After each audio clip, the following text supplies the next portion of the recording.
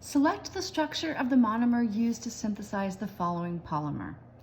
So what we have here is the repeat unit of a polymer. So this is telling us that we're going to have a really long chain with these same two carbon atoms over and over again repeating.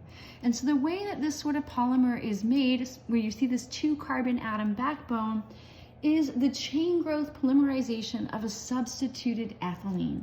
So let's just take a look at the general reaction here. Not a reaction mechanism, we're just going to look at in general what the structure of the monomer looks like and then the polymer. So these two carbon atoms here would have initially been an alkene.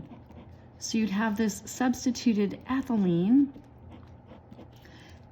and the alkene can react with a reactive intermediate to form a new reactive intermediate, and the chain just keeps growing.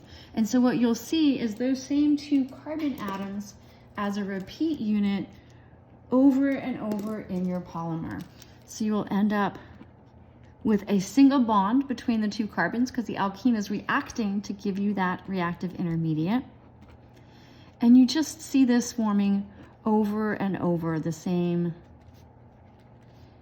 units, right? So you can pick out that repeat unit, hopefully fairly easily.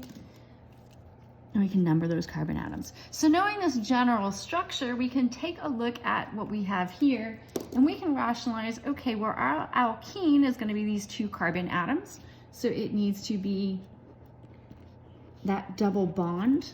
And then our X group is this acetate here.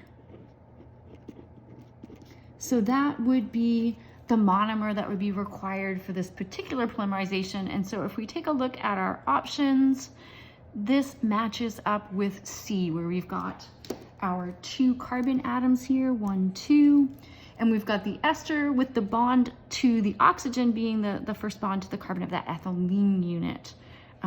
D looks very, very similar, but notice the ester is attached in a different way. So that is the monomer needed for this particular polymer.